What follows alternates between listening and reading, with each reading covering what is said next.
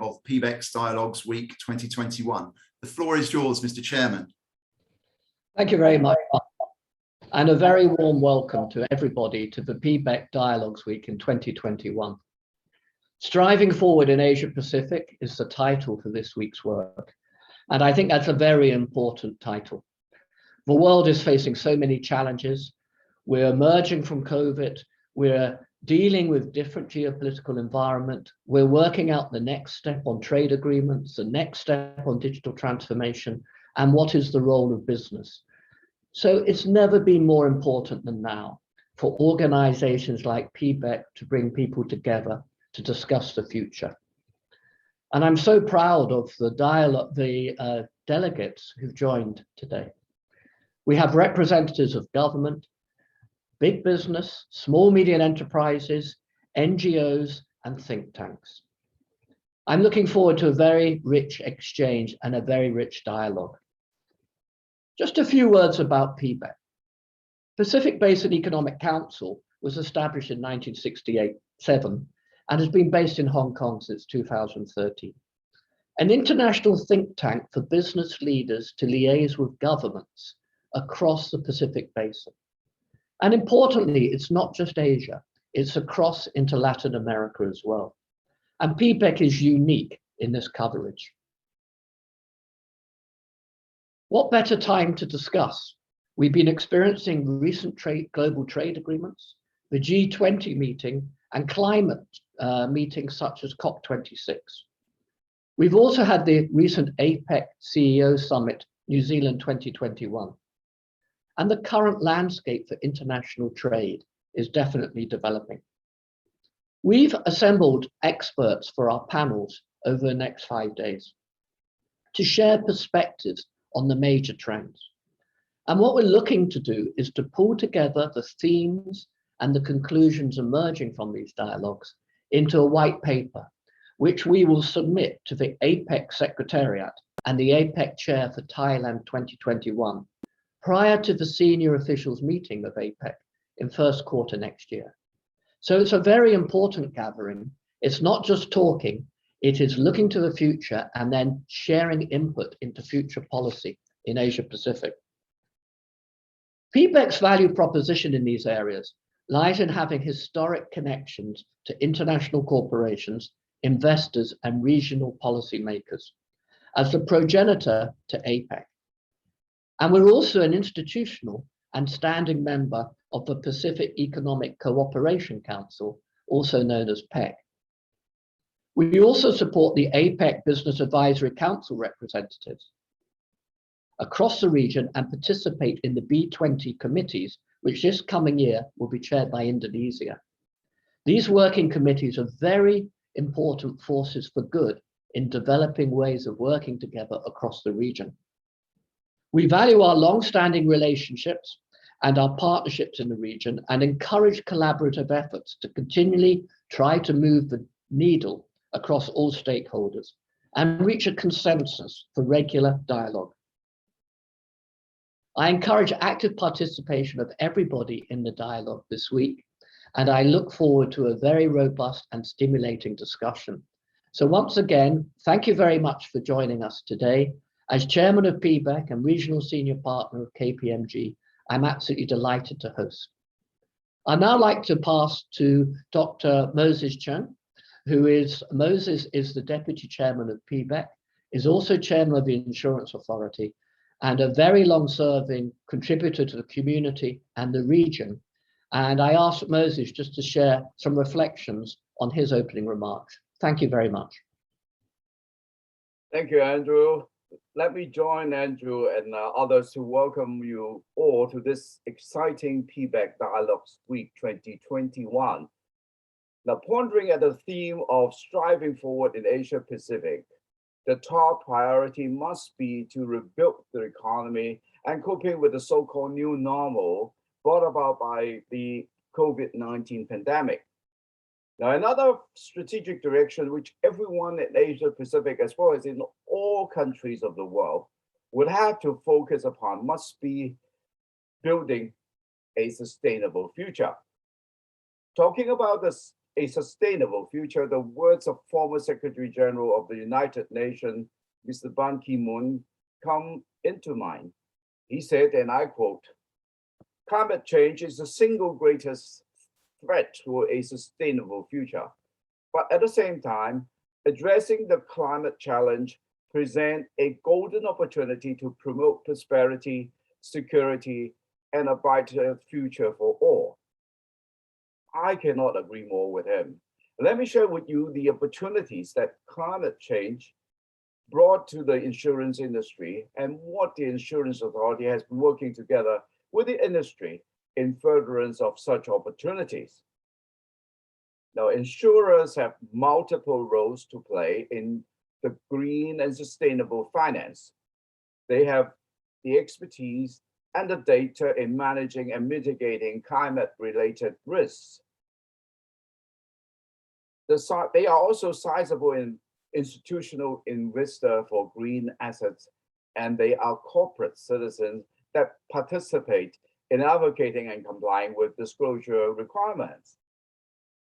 The Insurance Authority is actively engaging the industry through the Hong Kong Federation of Insurers to shape up a multi-pronged approach for the insurance industry to contribute by way of public advocacy, product innovation, and impact investment.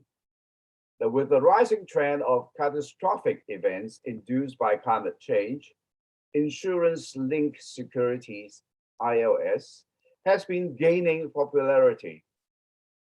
The Insurance Authority launched a new and bespoke regulatory regime to facilitate ILS issuance in Hong Kong through special purpose insurers in March this year, and administers the pilot ILS grant scheme as announced by the Hong Kong SAR government. Hong Kong's first ILS in the form of a catastrophe bond was issued on the 1st of October 2021 by a leading state-owned reinsurer, securing protection against losses inflicted by typhoons in the mainland. The inaugural issuance not only exemplifies the potential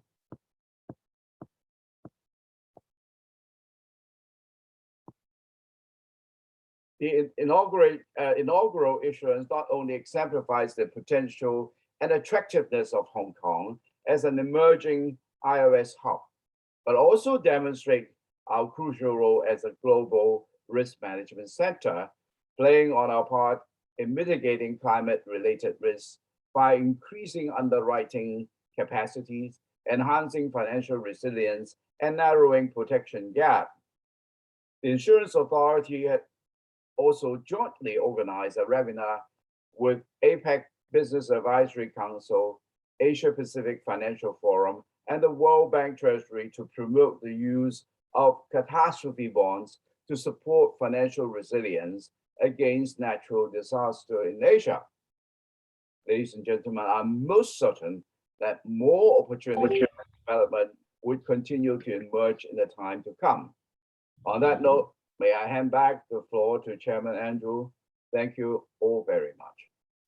Thank you very much, Dr. Cheng, and thank you for your wonderful support and leadership to PBEC over the years. Thank you, Moses. I'd like to ask our fellow Vice Chairman, Dr. George Lam. George is the Chairman of Cyberport in Hong Kong. He's also Chair of UNESCAP, ESBM, and a member of the Hong Kong Government Committee on Innovation, Technology and Reindustrialization. He is also on the Trade Development Council and heavily involved in the Greater Bay Area and Belt and Road initiatives, and actually leads the Government Digital Belt and Road Committee here in Hong Kong. George is very well connected in the region and knows many people on the call today. A few opening remarks from you, please, George.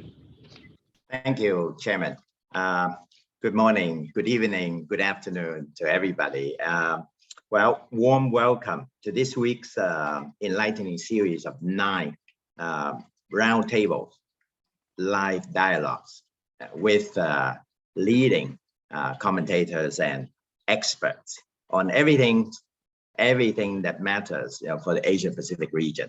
I just cite a few: social cohesion, mental health, future of education, geopolitics, trade agreements, and the list is long, including the blue economy, as well as the future, digitally enabled sustainable future society.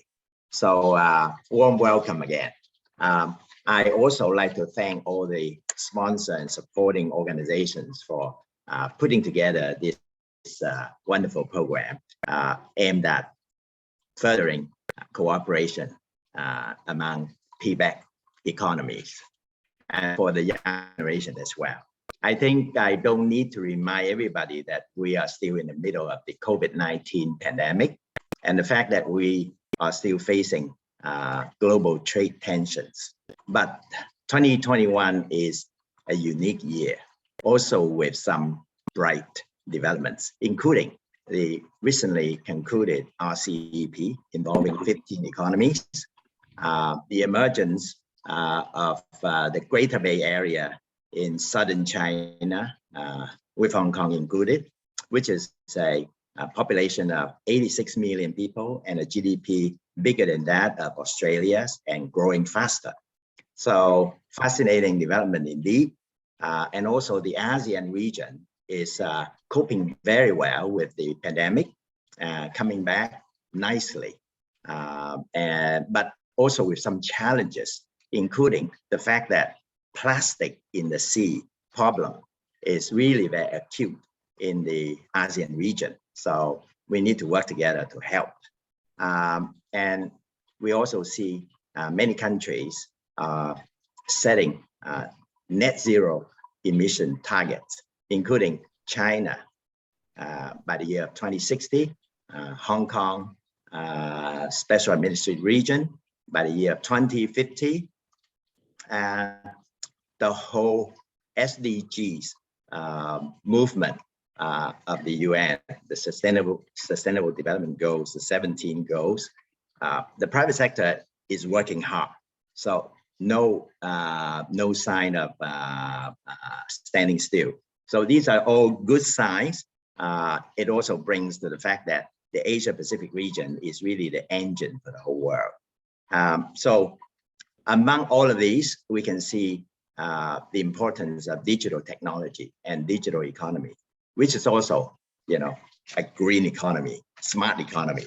So I like to highlight the importance of further development, investment, and cooperation in the digital economy sphere, including, for example, fintech and wealth tech, a long list of acronyms, but I think it shows the range of the tools available in our toolbox, including ESG, green finance, sport tech, reg tech, law tech, health tech, digital trade finance, smart living.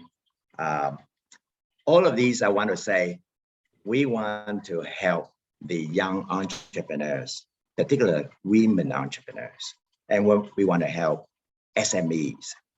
They are struggling. The COVID-19 pandemic is already a big barrier for the smaller firms to even survive, not to say prosper, right? So very happy that we can bring together, as Chairman Andrew Weir said, this week-long program on how to strive forward in Asia Pacific. Together, all of us can help to mobilize further cooperation from the private sector, as well as mastering, deploying more technology in our work to make sure that we have a sustainable future. So at this juncture, I like to say that let's enjoy it this week and brainstorm. And then as Chairman said, we will have action-oriented white papers. We will do policy advocacy, and we will set examples. We will mobilize the private sector to help, to lead. Thank you. Thank you very much, George. And Dr. Lam, thank you very much for all you do for PBEC as well. Actually, that's an excellent segue into our first keynote speaker, Natalie Chung. You'll see from the papers ahead of the meeting, Natalie has a remarkable CV and is an award-winning advocate of climate change and a great campaigner of the role of youth. And Natalie, I won't embarrass you by running through every part of your CV, but I do encourage everybody to look. And what an example of leadership in the new generation, which you refer to actually, George. And Natalie, I'd love you just to share your perspective on a call for action on climate change, and particularly the important role youth can play on this. Over to you, Natalie. Thank you so much, Chairman Andrew, for your kind introduction. And thank you so much, George and Moses, for your very great opening remark on setting the foundational pillars of what PBEC does and what kind of action are you driving.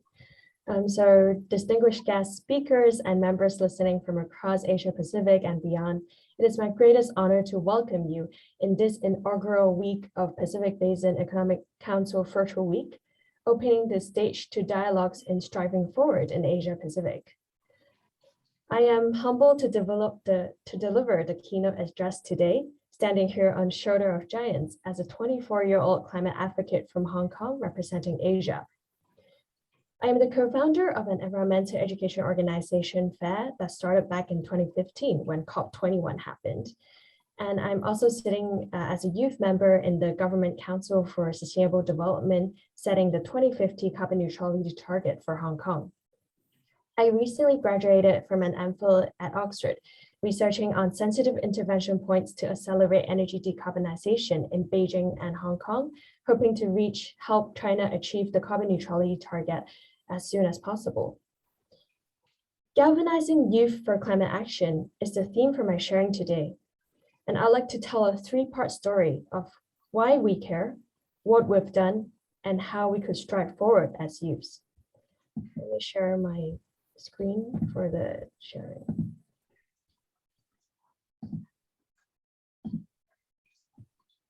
Can everyone see the screen now? Cool. So starting with the first question, why youths care? This photo should not be unfamiliar to many of you. It is actually a group of children from Hong Kong joining the Fridays for Future climate strike led by Swedish climate activist Greta Thunberg. They're holding a cardboard that says every day the sea level is rising and species are near extinction. And they're having a school strike for climate action because if there's no future, what is the purpose of going to school? This photo shows a more positive imagery. It is a group of youth delegates representing Hong Kong at the COP26 climate conference in Glasgow. It is the first time that Hong Kong finally sends an official youth delegate to this important conference and connecting with youths from other regions across Asia and across Pacific Islands. One of the youth advocates that attended the conference, Mark Cheng, who is my friend, he's identified an issue at COP, which is the lack of representativeness and inclusiveness. Even though COP26 claimed to be one of the most inclusive climate conferences, there's a lack of Asian representatives because of COVID restrictions, because of the lack of funding. However, as George and Moses has mentioned, Asia is where all the solutions lie, and also a lot of extreme weather events happening. So it is an emerging economy that really needs attention and really needs their standing at the COP conferences. From a personal experience at COP25, youth NGOs gathered to set up bilateral and multilateral meetings with environmental ministers and chief negotiators across European and African countries to voice out our policy proposals. However, at COP, it was still uncommon for Asian countries owing to the embedded hierarchies. We did not really have the chance to meet top leaders, top negotiators from Asian countries to voice out our climate proposals. And Asia Pacific leaders must be ready to embrace youth and actively bring them into institutions and decision-making processes. But again, why does youth matter? For me, I was born in 1997, And it was the year when the concentration of carbon dioxide in the atmosphere was 364 parts per million, ppm. And the current level already reaches 413. We can see the concentration of greenhouse gas in the atmosphere keeps rising and rising. But we as youths never really have the chance to engage in policymaking processes. According to this imagery from Channel 4 News, I think it's a very good illustration of what our future would look like if the world is able to meet the climate targets. So if we are able to meet the climate targets, by 21,000 years, there will be mass extinction of Earth's last coral. And in 2090, there will also be epidemic deadly reaching UK.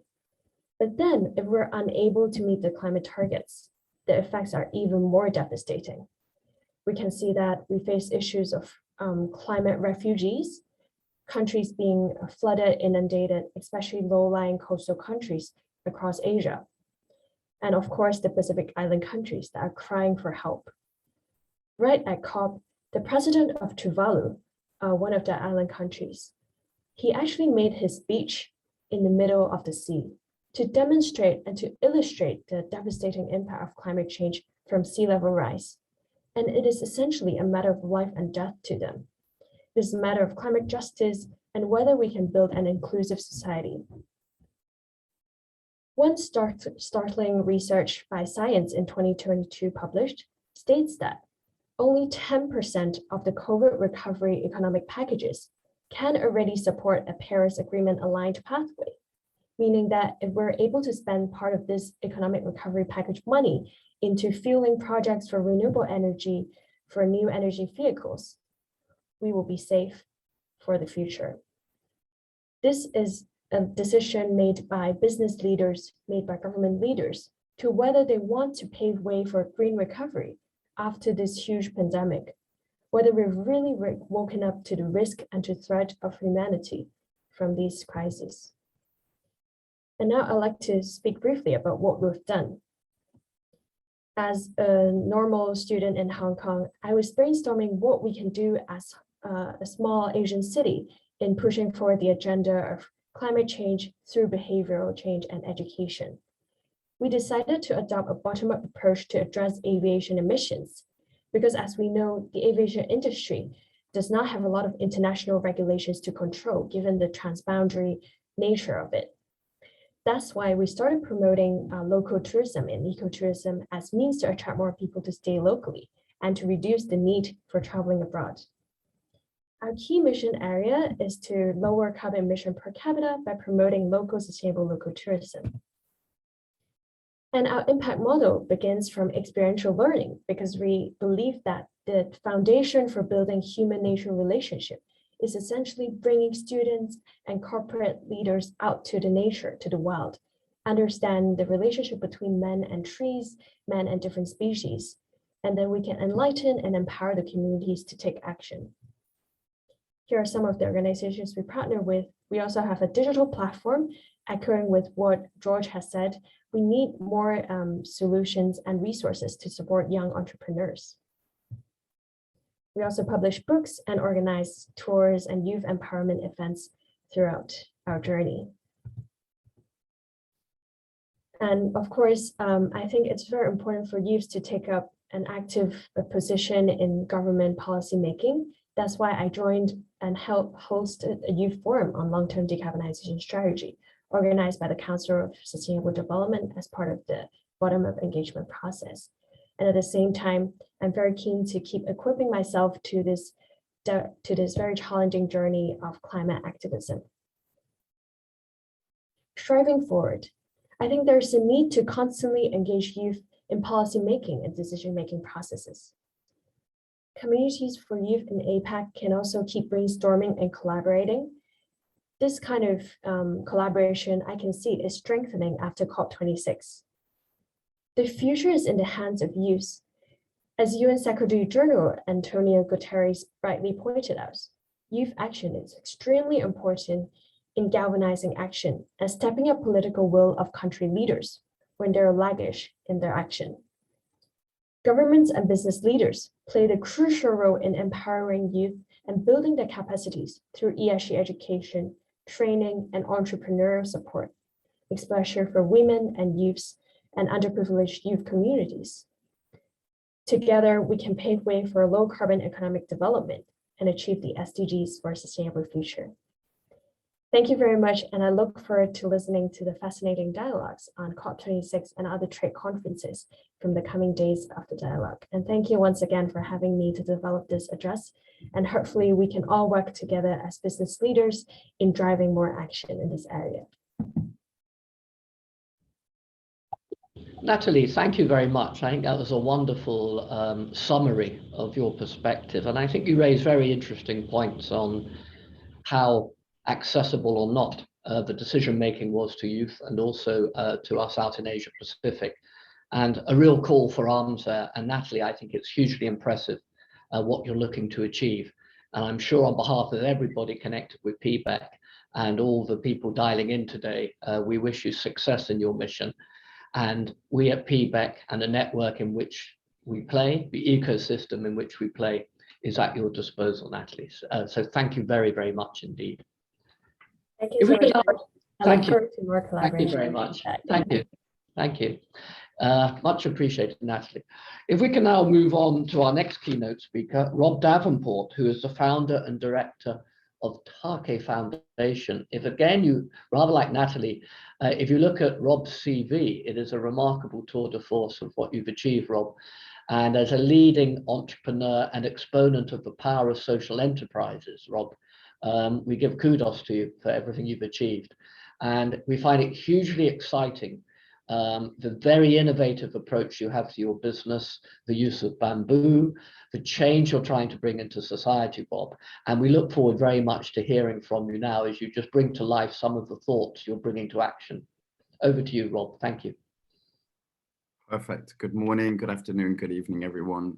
Thank you, Mr. Chairman, for the very kind introduction.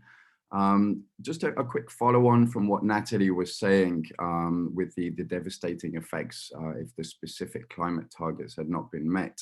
One thing with the Take Foundation, one of our pillars of why we designed it, was to empower people and kind of look at education and making these change makers of the future to essentially work together to combat this carbon neutrality and climate change, which is a problem that we've been talking about for a long time in many different ways and many different forums. But I think it's time now, with deadlines approaching by 2050 and the 2 degrees, that we actually start taking some action. So my name's Rob Davenport. We founded the Take Foundation essentially to plant prosperity in Hong Kong and using bamboo, which is a very revolutionary material, as a carbon sink for offsetting carbon emissions. Bamboo actually will grow at a pace of 3 feet per day. So in 2 days is my height. My first introduction to bamboo was when I was young. So my dad used to grow tomatoes every year. And that was really where I kind of learned a little bit about sustainability, environmentalism, and how to make a difference. Essentially, bamboo, it has a higher tensile strength than steel, so it can be used for many different things. So Take, we made a consumer products brand 1.5 years ago. It's a purpose-led brand, essentially to make a difference at a local level. The bamboo as a service concept, which we basically put together, which will plant bamboo in Hong Kong at high-tech bamboo farms. We have 4 sites already. And we're also looking for more sites. So if there's anyone on the call today that has some land available, please reach out afterwards, and we can work together to combat the problems that we're facing. A few extracts from COP26, specifically on deforestation, phasing out of coal, obviously switching to electric vehicles and investment in renewables. So we want to tie in the Take Foundation with corporates and brands' ESG goals, essentially to provide a tool with a bamboo as a service to offset the carbon emissions. As we said, the pillars, making a difference at a local level. So this is one of the most important things for us. What we plan to do is we've been pledged land by various villagers and village chiefs, specifically in the new territories, where we'll create jobs for disadvantaged groups, which is very important for us for two reasons. One, groups to empower themselves. So it could be an elderly community, people with dementia, children with learning difficulties.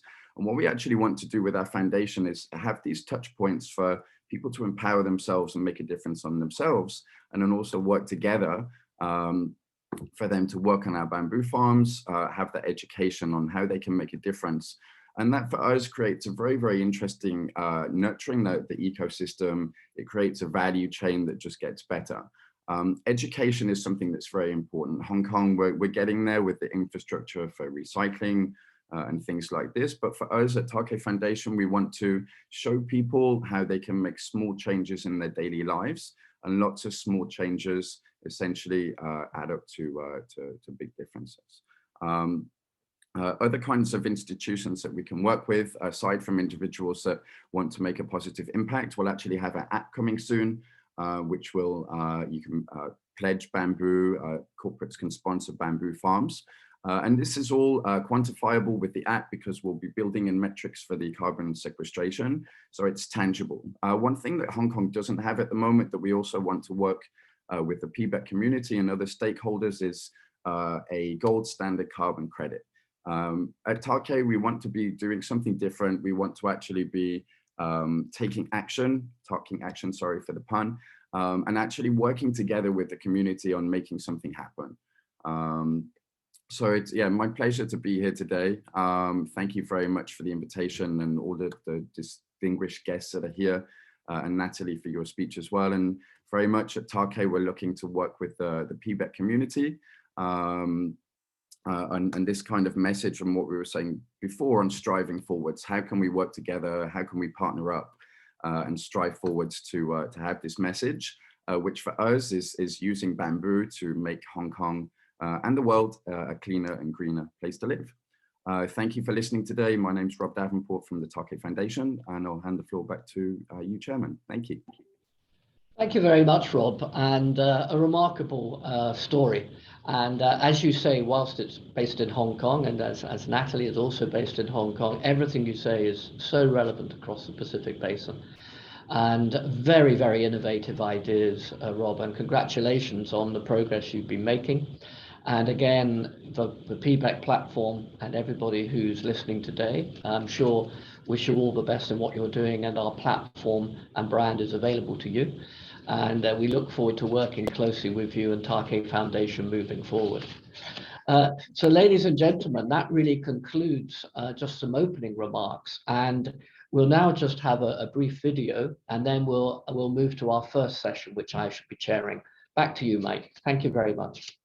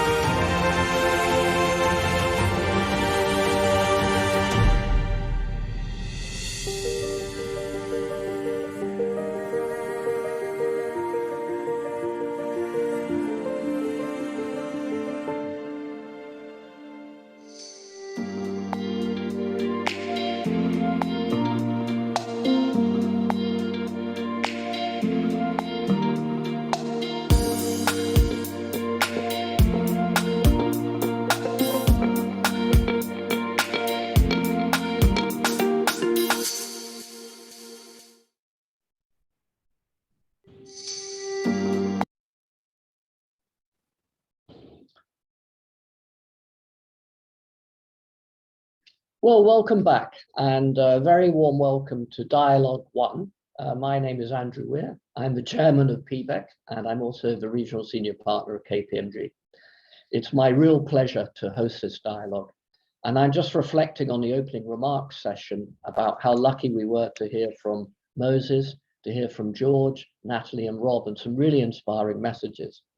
And as we move into dialogue session 1, I look at the track record and credentials of our panelists today, and we really are honored to have such an esteemed group of people. I think it's very important to have scene setting, and so much has been happening just in the last few months, which is relevant to Asia business. Everything from the G20 meeting, COP26, the APEC New Zealand 2021 summit, the President Xi, President Biden virtual meeting, the US-China, Taiwan situation. So many things are happening. And I'm delighted to pull together a team of experts today who can help us navigate through this. And what we're looking forward to is, as I explained in my opening remarks, is a robust dialogue, exchange of views. And from this will emerge themes and recommendations which will form part of the PBEC white papers we will submit to the APEC Secretariat. So maybe I could just introduce our distinguished speakers in turn, and then we'll run through the session. First, I'd like to introduce Mozaharul Alam, who's the United Nations Environment Programme Regional Co-ordinator for the Climate Change Programme, and is a wonderful advocate of climate change, and has been heavily involved in COP26, decarbonisation, and many, many aspects relating to climate change. Lovely to have you here, Mozaharul. Lovely to see you today. Lovely to see you, Mother. Thank you very much. I'd also be very pleased to introduce William Klein, former acting Deputy Chief of Mission at the US Embassy in Beijing, and a former political section chief of the American Institute in Taiwan. And Bill is truly an expert and extremely knowledgeable on the geopolitical environment, and in particular, the US-China situation. With RCEP being in place and TTPP, and also the situation regarding Taiwan, who better to have on our panel than Bill? And Stephen Jacobi, the Executive Director of 2021 APEC Business Advisory Council in New Zealand. Stephen, lovely to have you here today. Fresh from a very successful APEC 21, which New Zealand led. We're looking forward to your take on and reflections on that.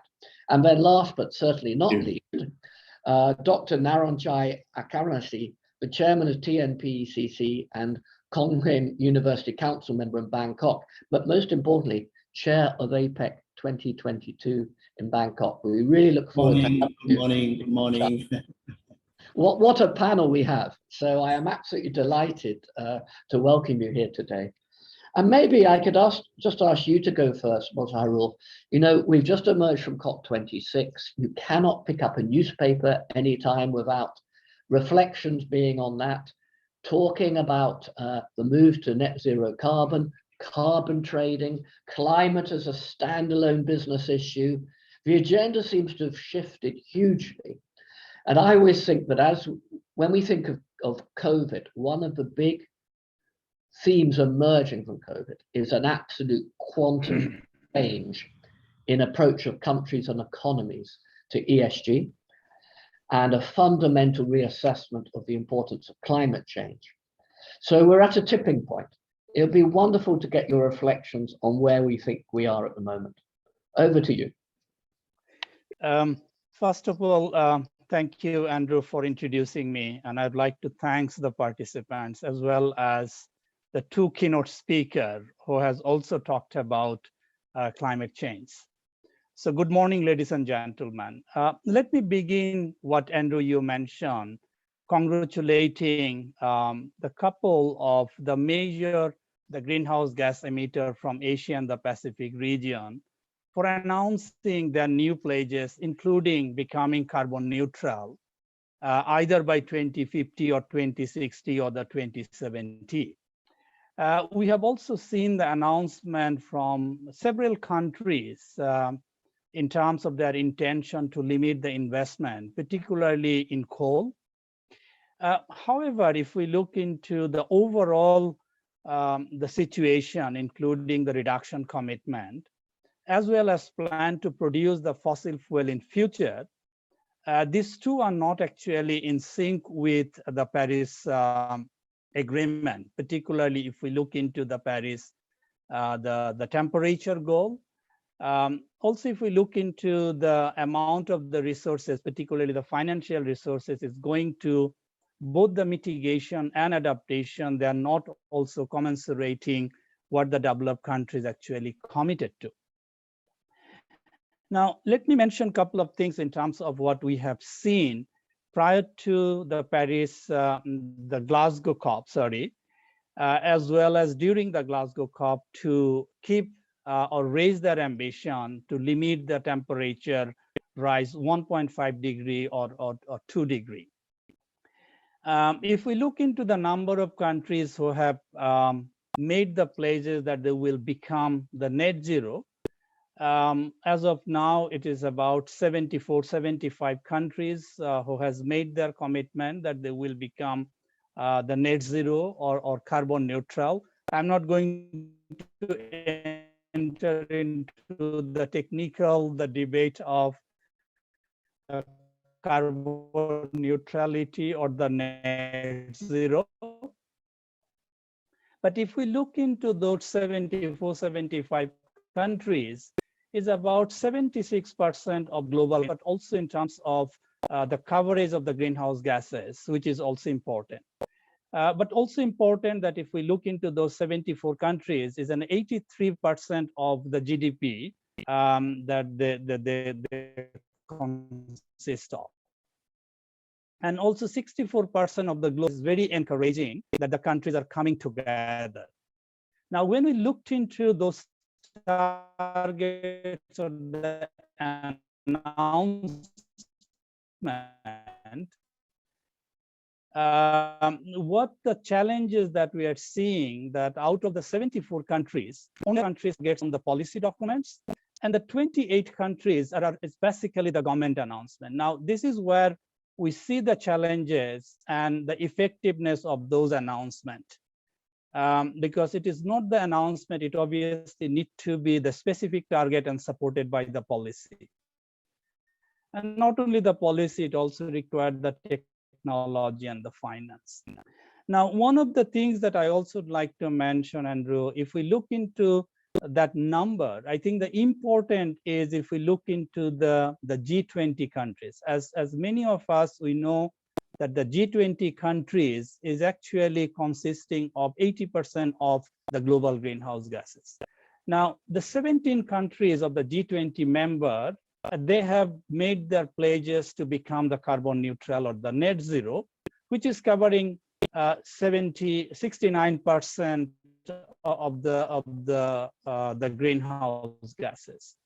So this is important area that what is necessary in the Asia Pacific region. We have the 7 of the G20 countries, and it is a couple of days from now, the Indonesia is going to host the G20, the group meetings. I think that is a very important, the role that this region can play. And then the 7 G20 countries in view to almost half of the greenhouse gases of this region. So the 7 countries has a major role to play. Now, with all those commitments, if we look into the Paris Agreement and keeping the temperature below 2 degrees, the ambition needs to be raised 4 times. If we want to keep the temperature within 1.5 degrees, the countries need to raise their ambition 7 times what we have seen from them. So this is where we still see the significant gap in terms of the ambition and the commitment and what we need to do. So if we look into the current policies, the temperature will go up to 2.8 degrees. If we look into the unconditional indices, the temperature will rise to 2.7 degrees. If we include the conditional indices, it will go to 2.6 degrees. If we combine unconditional and the net zero pledges, it is still the 2.2 degrees centigrade. So we're closer, but it is not enough and adequate to keep the temperature goal. Now, as we are talking about the private sector, I think the two things, or maybe three things I would like to mention, Andrew. One is under the Paris Agreement, the parties were actually having the long discussion in the last 6 years to finalize the rule books. And one of the elements of the rule book is the Article 6, which is the market mechanism. So it is very encouraging that the Glasgow COP able to deliver it. And I think that it is important steps also for the private sector now to engage meaningfully in the carbon market. So the Article 6.4 talks about actually the market mechanism, and the private sector, the business sector, has a greater role to play. And another two areas, which is the Article 6.2, where the two countries will able to work together and will able to reduce the carbon. And obviously the 6.8 talk about the policy intervention, which will also able to reduce the greenhouse gases, but will also support the adaptation as well as the sustainable development. One of the things which is also we are seeing progressing in the ASEAN countries, particularly in our region, is setting up the carbon price and supporting the carbon market. For example, the Singapore has already set up, and a number of countries are also working on. The countries who have submitted the nationally determined contribution talks about setting up the carbon market and setting up the carbon price. Now, let me just end. There's a big discussion that the transition is not easy. Absolutely, transition is not easy. But what we have also seen in the Glasgow COP, that the number of companies, countries talked about race to zero, and that includes the cities, that includes the cooling industry, that includes the vehicle. And I think that the race to zero, the announcement specific to those areas, provide the great opportunity for the private sector, the business sectors to work together. Thank you. Mozahurul, I think that's a remarkable summary of a very complicated subject. Thank you very much, my friend. We greatly appreciate it. Would it be okay if I just ask you a couple of questions, just having heard that? Given your capacity, you may not feel comfortable in answering this question. The British Prime Minister, who is famous for his boosterism, gave the COP26 conference a 6 out of 10 in terms of achievements. And I think he was trying to reinforce the president, Alok Sharma, who I think was a bit concerned towards the end. What would your reflections be, and if you even felt comfortable on a score, on the success of COP26? Were expectations overplayed going into it? Was the outcome actually what you expected? What would your value judgment be on that? Okay, thank you, Andrew. I think if we look back before the COP26, the people were talking about what are the key elements of success of the COP26. And people talked about raising the ambition is one of the aspects. Second one is the issue of the climate financing and what kind of the commitment that countries are going to make during the COP.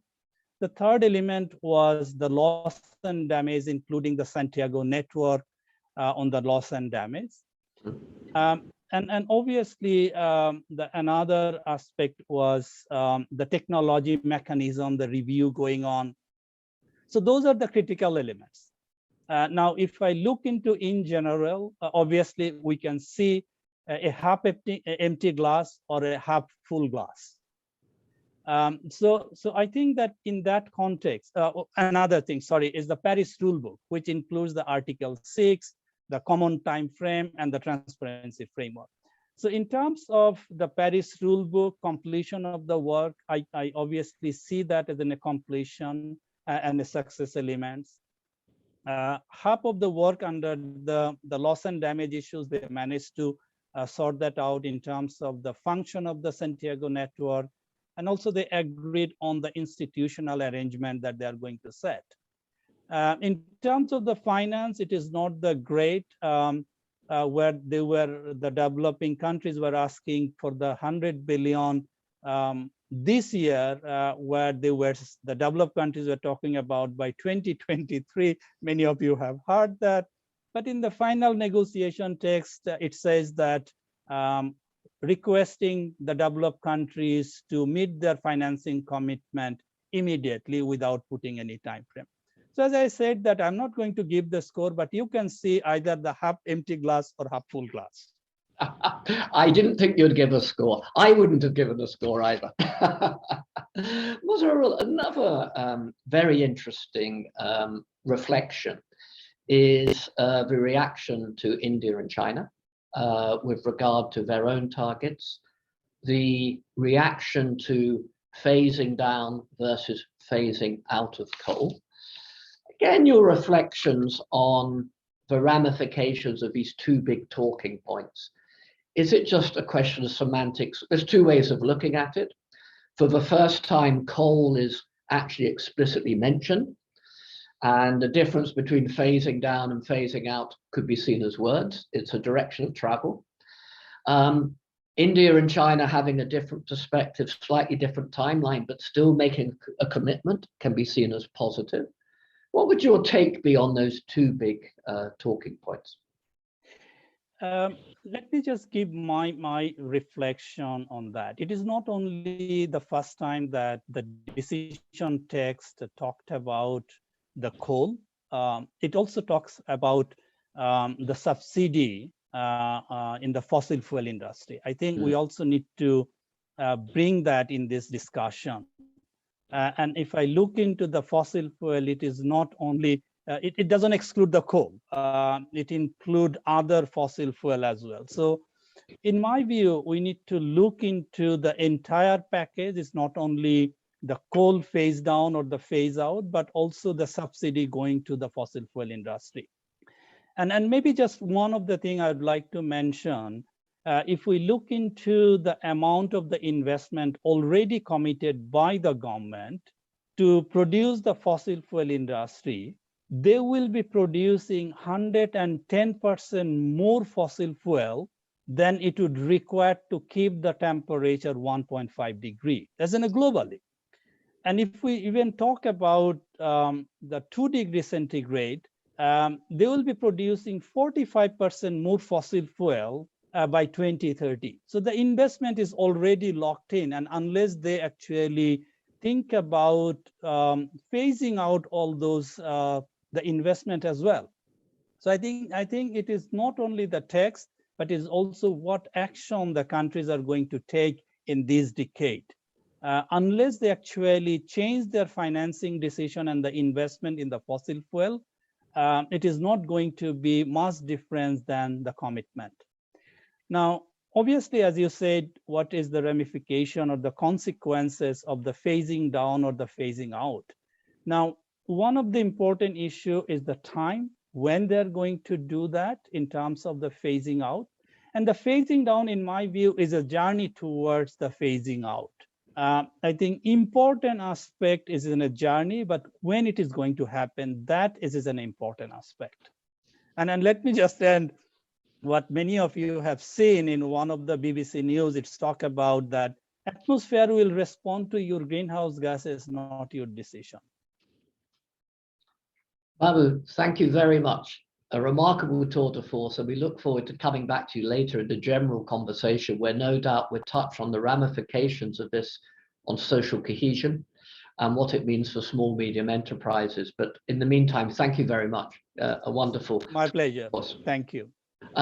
China has already been mentioned in our follow-up discussions there, Bill, and the US-China narrative and the direction of travel in US-China relations is so important in Asia-Pacific.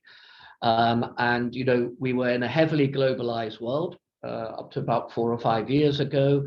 Things seem to be extremely well aligned. The Pandora's box, if you like, of US-China trade relations got opened. And we all know a Pandora's box is once something is opened, it's very hard to close the box again. And I think we're all trying to navigate our way through. And try and pick our path on where US-China relations currently are at and where they're heading. And with that preamble, Bill, maybe I could ask you to try and help us shed some light, given your vast experience in this area. Certainly. Yeah, first of all, Andrew, my thanks to you and also to the Pacific Basin Economic Council for the opportunity to participate in this year's virtual week. It's an honor to share the podium with you and your other guests. A couple of observations before I start. First of all, a huge shout out to your speakers, Natalie and Rob. Their efforts are to applaud these initiatives that they demonstrated. Very impressive, and I wish them all the best. Secondly, I no longer work for the US government, so everything I say today is my personal opinion and in no way, not necessarily a reflection of what the US government is thinking. So we were asked to share some observations, takeaways, and predictions. And Andrew, I'd like to address this request by offering indeed some observations about the state of the US-China relationship, at the heart of which I worked, as you know, for more than a decade. I'd then like to share some takeaways that I have derived from these observations. And finally, I will wager a prediction about the state and direction of the bilateral relationship moving forward. I will focus on the geopolitical aspects of the relationship because that was where my work was situated for the most part. But I will touch on their relevance for economic and for commercial affairs. So Andrew, my main observation is that deep, intense strategic competition between the United States and China is indeed here to stay. We are not going back to any sort of status quo ante before 2017, before 2012, or whenever. I think that the profound differences in the models of political, of economic, of social governance, and of values, coupled with the rapid rise in China's comprehensive national power over the years, all mean that strategic distrust will continue to drive the overall relationship. Of course, distrust and competition can be inherently unstable. The risk of miscalculation or of misreading the other side's intention is in fact growing. This can lead to unintended confrontation and it can lead to conflict.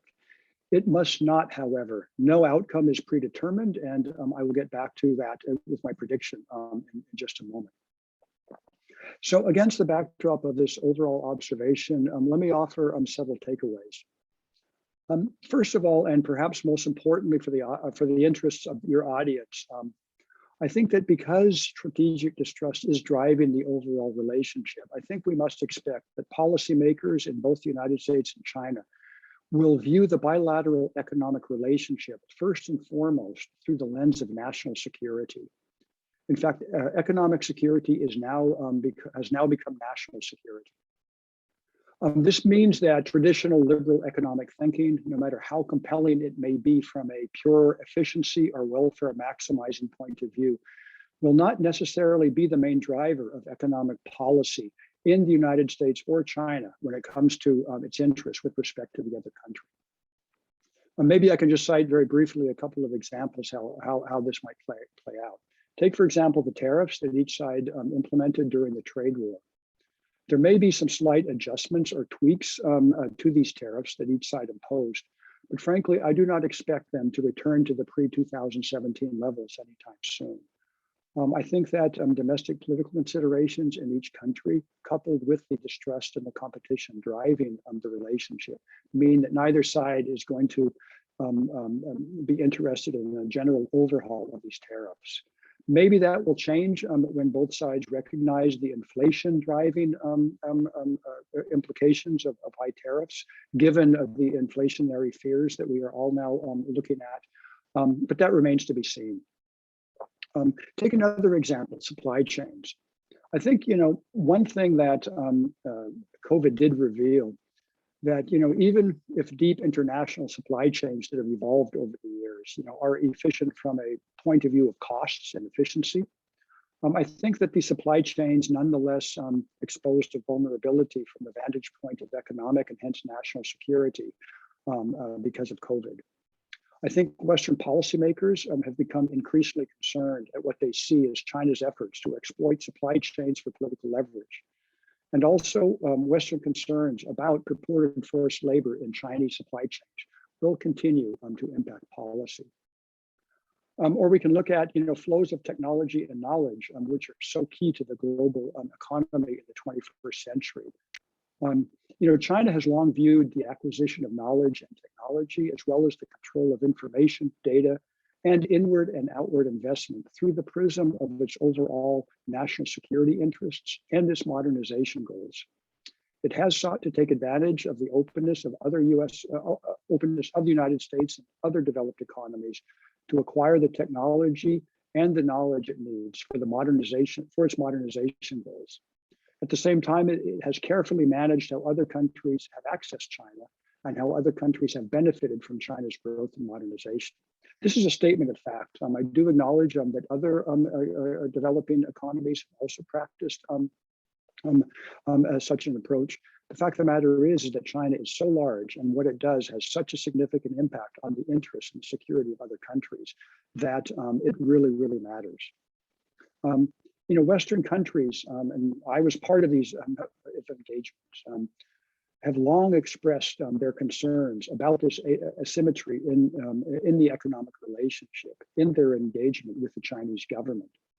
But the fact that the United States or other countries have gotten so little traction in their efforts to address these asymmetries have frankly led to the economic frictions that we've seen in recent years. Of course, the United States and other countries have benefited from economic engagement with China. And of course, the world will continue to engage economically with China. Decoupling is in nobody's interests. I think the term decoupling is a false characterization of the situation we're facing. I think the problem, as I just mentioned, lies in the fact that if we put it this way, that China perhaps is only selectively coupled with the outside world over the years on its terms. And while that may have not mattered as much when China was smaller, and what China did had far less of an impact on the interests of others, that has changed with the growth in China's comprehensive national power and with the implications of its economic and political model. So I think that looking forward, we will expect that Western countries will indeed intensify their efforts to prevent China from exploiting the openness of their economies. Of course, they want to maintain the advantages of openness, which ultimately are the strength of our economic innovation and our economic growth. But they will do so in a way that will insulate from the specific impact that China's policies can have on their economies and on their societies. So this brings me to my second takeaway, and that is that it will be very, very important for business leaders everywhere to understand and also to integrate into their planning the fact that geopolitics and national security thinking will deeply influence trade, economic and investment policy in both the United States and China moving forward. So just in case these two takeaways sound too gloomy, Andrew, let me nuance my observations by offering a third and a final takeaway. I think that the leadership of the two countries, each for their own reasons, recognize the danger of unbridled competition. You mentioned the recent meeting between President Biden and Xi Jinping. I think this was, in my mind, the most evident and the most important outcome of that meeting. I think it's now evident that neither side has an interest in allowing their strategic competition to descend into confrontation and into conflict. So President Biden and then others on the US side during and then since the meeting have spoken about the need to create guardrails around the strategic competition between the United States and China. And President Xi Jinping reiterated standard Chinese positions about the need to reject competition, to embrace cooperation, and to handle differences in a responsible manner. So against that backdrop, let me conclude by offering a prediction, as you predicted, Andrew. When I thought about what predictions I should offer, I was going to say, well, okay, I will predict that in 2022, Xi Jinping will be elected to a third term as Secretary General of the Communist Party of China. But I think that's too easy. So let me try something else. I predict that the United States and China will indeed contain their competition, and they will avoid confrontation and conflict. They have, for example, announced their intention to engage in conversations about some of the issues at the very, very heart of the distrust driving the relationship. For example, topics about nuclear arsenals and strategic stability. I do expect that this type of engagement will lead to a clear demarcation of each side's red lines. Of course, this doesn't mean that things will be easy. I think that even as the two sides strive to contain their strategic competition, they will continue to challenge the other side's actions whenever they see that such actions adversely impact their interests. So I do think that we can continue to expect friction. I think we can expect tension. And I think that we will continue to expect uncertainty in the overall relationship. I would hope that we see a toning down of the rhetoric, because that is so important, as we know, in many aspects of the bilateral economic relationship. I also think that this uncertainty in the overall relationship will create uncertainty for business planners. I think that we need to expect a ever-evolving legal and regulatory environment for the business community engaging with respect to the U.S.-China relationship. And I think that this will change over time as each side adapts their policies to the strategic competition. So that, very briefly, are some of the thoughts I thought I would share, Andrew, to kick off the conversation. I'm very happy to address any of these thoughts in greater detail in the conversation. Again, thank you very much for this opportunity to speak today, and I do look forward to our conversation. Again, thank you. Thank you, Bill. Thank you very much. You have a great gift in pulling an extremely complicated subject into making it readily understandable. A very big thank you. I think this opening up of the Pandora's box, as I characterized at the beginning, and you have effectively taken to the next level, that for our age, this will carry on being a defining issue. And going back to how it was like before just is not going to happen. What I find also fascinating is your confirmation of the analysis that the driving force is security, and national security, and economic security is how the economics and trade comes to play. It's through a security angle. I think that's very powerful. I think your comment about how supply chains have changed is very powerful as well. And I think we're all recognizing how finely tuned the just-in-time logistics model we had globally, how truly fragile it was, and how countries and companies just didn't have enough cushions and enough mitigation, enough risk factors deployed. And again, it's unlikely one will go back to how it was before. That doesn't mean the end of globalization. It doesn't mean the end of trade. It just means patterns and different philosophy. So I think that that's hugely insightful. Can I just ask a couple of questions, Bill? What's your reflection on TTPP and on RCEP, and on how China will use these and how the US will use these? Because why I raise it is it's the Pacific Basin which will be the playing field primarily for these. How do you see this panning out? Well, first of all, I was very disappointed when the United States backed away from the TPP back in January of 2017. The United States led efforts to create this high standard agreement that went way beyond the understanding of traditional trade liberalization agreements to address some of the issues that, for example, the WTO did not address, and that are so key to economic prosperity in the 21st century. I thought that was a tremendous mistake. I would only hope that the United States would find the leadership domestically, and find the necessary political majorities in the United States to return to now what is the CPTPP. Whether that will happen or not, I will defer to experts on U.S. domestic politics. With respect to China, China has announced its interest in joining the CPTPP. For China to join, one of two things must happen. Either China must make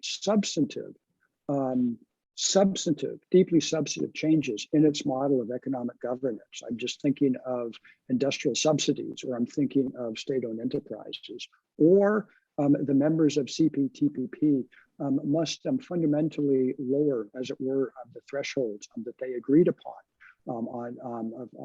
for so many of these issues. So whether one of these two things will happen, time will tell. I am very, very skeptical that China is willing to make the modifications necessary to accede to the CPTPP as it now stands. Whether the members will deem it in their collective interest to modify some of the principles, some of the most important principles of CPTPP, frankly, I am also very, very skeptical. So I am very, very skeptical to conclude about the possibility of China joining the CPTPP. With respect to RCEP, yes, it is a different type of, a very, very different type of agreement. I think the standards are much lower.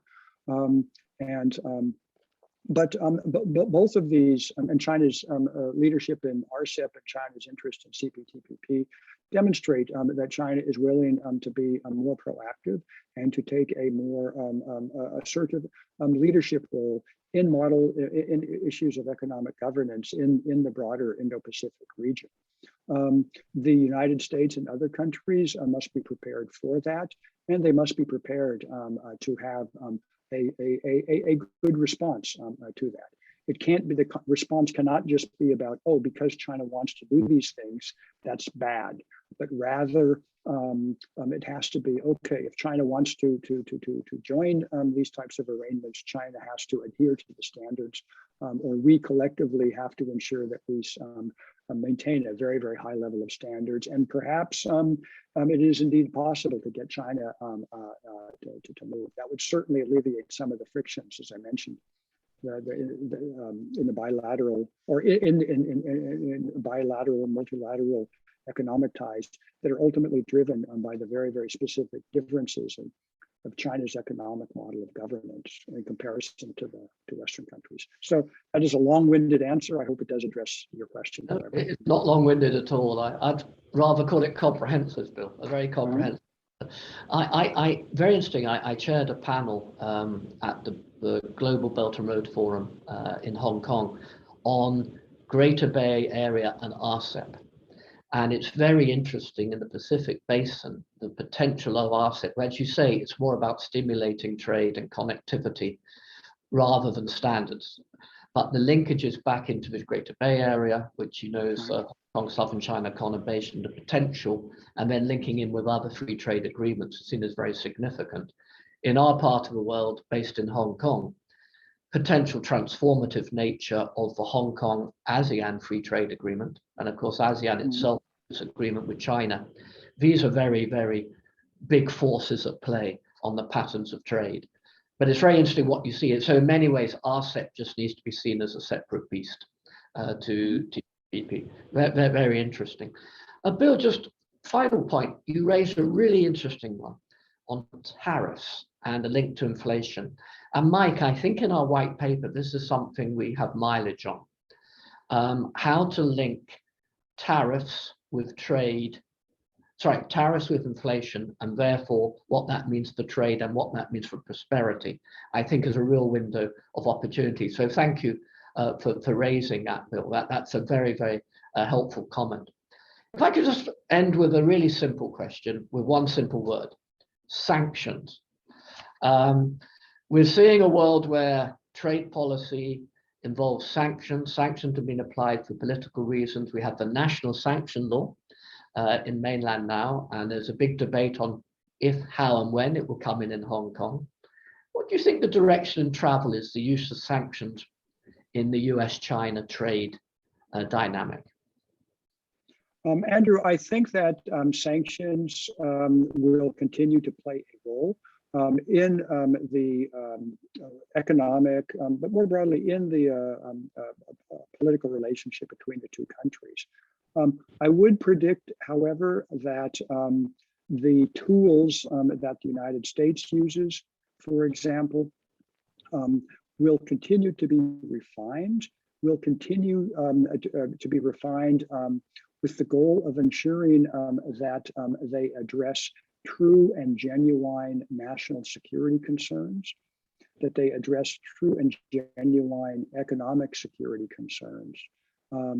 I am very, very confident that the administration moving forward will not be tempted to use the sanctions toolbox at its disposal for economic competitive reasons, meaning that it will not deploy these tools to gain economic competitive advantages over China. China, as you know, has long accused the United States of using sanctions for exactly this reason, not to pursue national security interests, but rather to create a favorable competitive environment for American companies and or to harm the competitive economic prospects of Chinese companies. I think that this is a fundamental misreading from the Chinese perspective. However, what I think you're going to see is that the United States, it will certainly continue to use all of the tools at its disposal. It will continue to refine this toolbox to make it more effective and appropriate with the challenges we face in the 21st century. But it will do so I am confident, for clear national security reasons and not for economic competitive reasons. I think, Bill, that's a very helpful analysis and sheds a very clear light that from a mainland perspective, it is with regard to national security, US perspective, much more about how to conjure favorable market conditions. Very interesting dynamic in Hong Kong at the moment. I used to chair the listing committee at the stock exchange, and we brought in rules to enable repatriation of listings to Hong Kong from other jurisdictions. And they were developed just on the assumption Alibaba or one or two others may come back from the US, with probably the best way to describe it is a less welcome environment for Chinese companies in the US. The list of companies wanting to bring their listing back to Hong Kong or a homecoming back to China of their public listing it's a very long list now.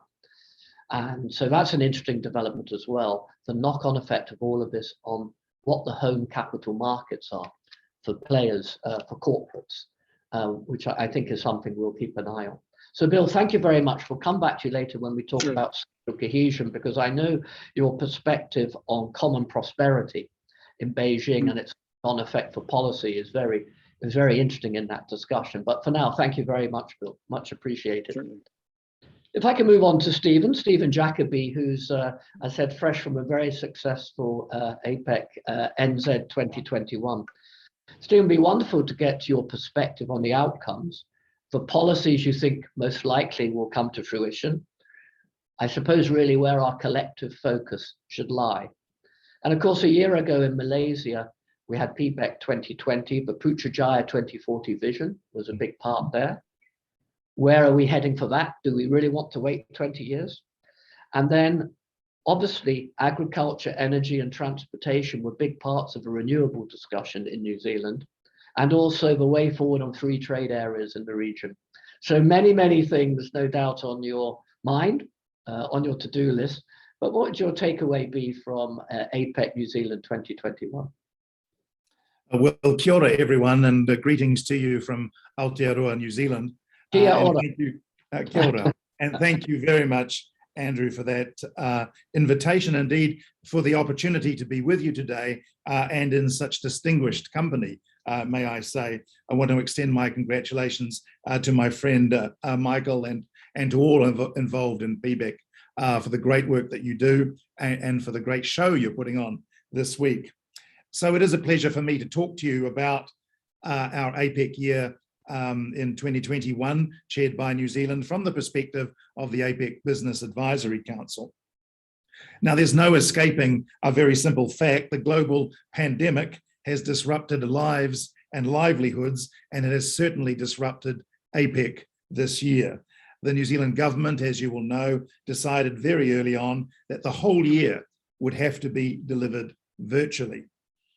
Well, that meant the cancellation I'm sorry to say, of the barbecue at our place. And it was not possible for us to welcome all our friends from around the region to Auckland. But happily, it did not prove a barrier to active and meaningful engagement amongst APEC leaders, ministers, senior officials, and business leaders over this past year. The APEC Leaders Declaration, which was issued very early in the morning of 13th of November in New Zealand, speaks directly to the challenges that are so evident in the region today, as did the report which the APEC Business Advisory Council wrote and discussed directly with the leaders the day before their meeting. And I draw your attention in particular, as you mentioned, Andrew, to the Aotearoa Plan of Action, by which APEC will implement the Putrajaya Vision agreed last year, and which contains a set of concrete and verifiable actions to measure APEC's progress towards the establishment of an open, dynamic, resilient, and peaceful Asia-Pacific community by 2040. I really want to emphasize that community notion that is now being brought in to APEC discourse. This implementation plan was the signature achievement of New Zealand's chairing this year, and I want to acknowledge the work of ministers and senior officials in bringing this document into being. Now, Andrew, time will only allow me to focus on some of the other headline deliverables, and I'd like to talk about, in particularly, pandemic recovery, support for trade, sustainability, and inclusion. Now, you may remember that APEC leaders had already met informally in July, and they had given directions to ministers and officials to ensure that a lack of access to vaccines and other health supplies were not a barrier to overcoming the pandemic. Pleasingly, since that meeting, no APEC member has imposed an export ban on vaccines. In November, the leaders went a step further by agreeing to enhanced trade facilitation for these products and committing to cooperate at the WTO Ministerial Conference to achieve a pragmatic and effective multilateral response. Now, APEC applauds these efforts, given the critical role of vaccination in the health response to the pandemic. But we would have liked to see APEC go a little further, to committing to tariff elimination for vaccines and essential medical supplies, and agreeing to champion a sectoral initiative at the WTO. Now, APEC has also spent a lot of time this year discussing the criteria and processes for safe and seamless border reopening. Actually, every time we thought we were getting close to that, something happened and we seemed to move further back.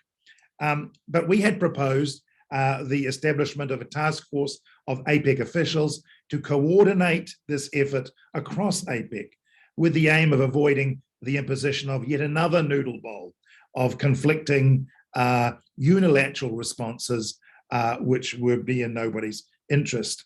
And again, I'm sorry to say APEC leaders didn't quite get there, but we were pleased to see that they have committed to playing a greater role in sharing information and coordinating cross-border people movements. And we certainly hope that under the Thai chair in 2022, this can be further expanded.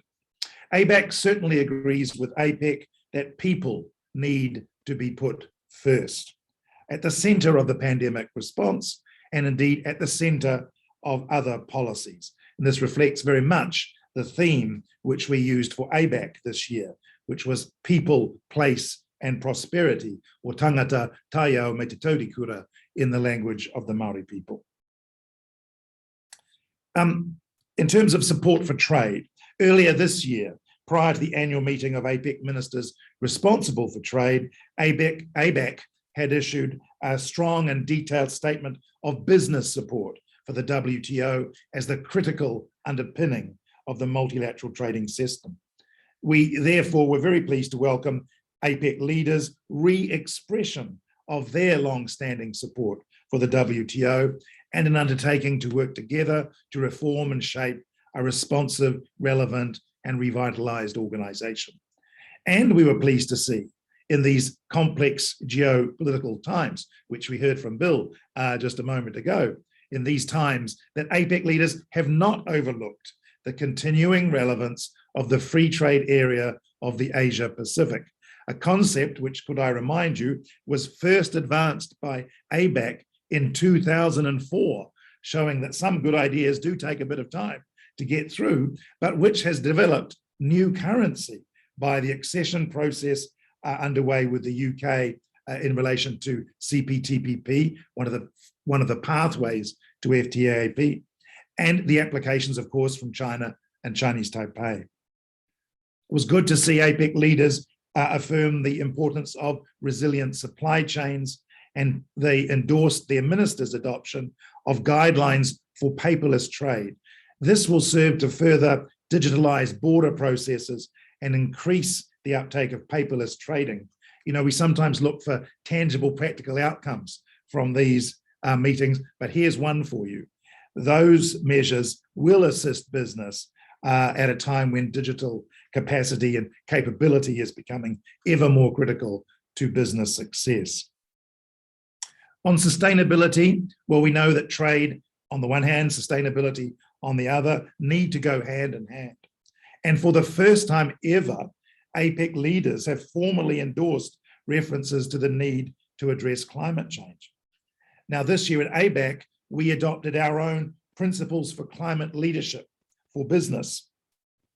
And we set out a formal proposal for a framework for trade and investment in renewable energy. For their part, leaders acknowledged the need for urgent and concrete action to transition to a climate resilient future global economy, and they appreciated our moves towards net zero or carbon neutrality. They committed again to working together to ensure that economic and environmental policies are mutually supportive to support energy resilience, access, and security. And just on the issue of fossil fuel subsidies, which came up earlier, APEC has already previously called for the elimination of quote unquote efficient fossil fuel subsidies. Personally, I wouldn't be able to tell you that this exists such a thing as an efficient fossil fuel subsidy. But anyway, we've already called for this. Leaders, somewhat unfortunately, again, I have to say, were silent on this critical issue. But ministers earlier hinted at the possible implementation of a voluntary commitment. And of course, this issue is now going to be taken up anyway at MC12 in the next couple of weeks. On inclusion, as I noted earlier, APEC took a very strong people-first approach to its work this year, and for the first time addressed the situation of Indigenous people alongside its traditional support for women and for smaller businesses. In July, APEC held the first ever APEC Indigenous Business Leaders Dialogue. We brought together over 90 Indigenous business leaders from 8 economies. And similar initiatives were undertaken this year at the official level, and the leaders' statement undertakes to develop this cooperation to ensure access to economic opportunities in global markets. Now, I know we're going to talk about this later, Andrew, but inclusion is not a new topic in APEC. But the sense this year is that efforts to ensure that the benefits of trade and globalization are available to all people is really stepping up a notch or two. And we're particularly mindful, of course, that women, Indigenous people, and other disadvantaged groups have already suffered enormously, and indeed more from the fallout from the pandemic than other groups. Just to conclude, I mentioned at the outset the adoption of the Aotearoa Plan of Action, which I'm sure you'll be getting copies of and putting in Christmas stockings and things. But the Aotearoa Plan of Action is a means by which leaders can continue to make progress in APEC, and they're going to make it a living document which will be reviewed and updated every 5 years. And APEC has been consistent in its messaging all year that the region, and you'll like this, Andrew, cannot wait another 20 years for this plan to be implemented and for the results of that implementation to come forward. And I expect that some of you here will know that APEC is sometimes somewhat dismissively referred to as a perfect excuse for a conversation. But I'd like to suggest that the work this year suggests that this could be recast in the spirit of the Putrajaya vision as a powerful example of community. And I think, as it will have been clear from what I've said, business always wants governments to move more quickly. And this year certainly has been no exception. But it is in the spirit of that APEC community, that growing sense of community, of shared challenge, shared endeavor, the habit of dialogue, cooperation. It's that will help us with, may I say, some very constant business pressure applied, that will help us get through the challenges we face today, and I would say would help us strive forward in the Asia Pacific. Kia ora. Well, thank you. Well, Stephen, thank you for your wonderful run through. And like our previous speakers, you've taken a big topic and a big concept and distilled it into a very understandable narrative. Thank you, Stephen. Thank you very much. And also thank you for your personal leadership in what I think has been a very successful year and great outcome. And it seems a very positive outcome, actually, Stephen. And it's interesting, there are similar themes to what Mozaharul was saying from COP26 and others. It does feel as if the COVID situation has stimulated a coming together. In other words, it's inconceivable not to be collaborating at a different level. You raise a very important point on Indigenous participation across different countries as well. I think we'll pick that up when we talk about social cohesion and inclusion later. But just a question of, where do you think actually FTAAP is heading? Is it still plausible, this free trade zone for Asia Pacific? What's your take on that? Well, there are many versions of exactly what FTAAP is. But what it is not a conventional trade agreement. Yeah. I mean, it is called the Free Trade Area Yes. of the Asia Pacific. It's not the Free Trade Agreement Yes. of the Asia Pacific. So I think that's the first point. It's going to be something different from that. And of course, the world has changed profoundly since we were in 2004, or indeed since APEC itself in 2006 actually endorsed FTAP as a kind of a guiding principle. But certainly on the business side of things, we have always seen that as the eventual goal. I mean, it is the eventual coming together in the region of a range of unilateral, bilateral, and plurilateral initiatives which make doing business faster, easier, cheaper, and which eliminate barriers to trade and investment. And I think, we had the Bogor goals earlier, you'll recall, of free and open trade and investment by 2020 and 2020, because I should know that. I should know the answer to that. Shows you how we've moved on. But anyway, 2010 and 2020, that's what it was. Now, obviously, the Bogor goals haven't yet really seen the light of day. We once thought that FTAP was going to be the way to achieve the Bogor goals. But actually, I think it's now pretty widely accepted that FTAP is the concluding point of the implementation of those Bogor goals. And we've got CPTPP and RCEP and a whole range of other instruments to help us get there. But I think, Stephen, it's a great summary. That aspiration, I think, or vision, is very, very helpful to us. So look, Stephen, again, many congratulations on New Zealand's contribution and your personal involvement. And the baton passing to our dear friend Narongchai, who is the chairman of the National Committee for the Pacific Economic Cooperation Council and the APEC Thailand Focus Group. Narongchai, a great success in New Zealand, a lot passing on to Thailand for 2022. PEC has just released its regional state of the region report. Region, yes. And really interested to get your take on that State of the Region report, and also looking ahead to Thailand's chairing of APEC 2020. It would be wonderful to get your perspective. And we wish you luck in a very busy year ahead. Yes, thank you, Andrew. Yes, I'm very pleased to join this session, Striving Forward in Asia Pacific, Reflections and Prediction. This subject's been on my mind, always been on my mind these days. Partly, as you say, I'm part of this APEC 2022 focus group, Thailand. So we have to think about what to do. And at the same time, I am an independent non-executive director of AIA, which is based in Hong Kong, headquarters. So we always have to think about what to do next, just like any other business people. So I'm very pleased to join this session. I'd like to make my presentation very brief. I show some of the summary on the screen, and then I will talk about it, and the audience can look at the wordings or phrases on the screen. My views is that Asia Pacific economy will recover significantly from 2022, and the pattern of growth and economic structure will be different from the pre-pandemic period.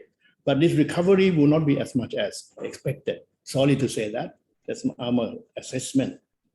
So Thailand APEC 2022 is aimed at meeting the new challenges, and particularly at facilitating the structural changes that will enhance sustainability. When we were preparing for this APEC 2022, we identified the following as the major factors affecting Asia Pacific economy in 2022 and beyond. Number one, top on the list. You can see that COVID pandemic debt. I emphasize debt, public and private, and pandemic administration. I emphasize the protocol about how to manage the pandemic problems. Next, second, macroeconomic policy adjustments with potential tightening of monetary policies. Number three, climate change policies and measures aiming at sustainability, resulting in energy crunch and rising prices. Next, digitalization of business and finance, resulting in less and new form of intermediation, less intermediation and new form of intermediation, and more new business options. And the last one, maybe the most important one, US-China rivalry. As we heard this morning from William, sometimes cooperation, sometimes competition, and oftentimes adversarial, making Asia-Pacific business governance complicated. And William just said that this strategic rivalry or competition is here to stay. So this five factor or trends, been well reflected recently in the followings. We heard about this morning.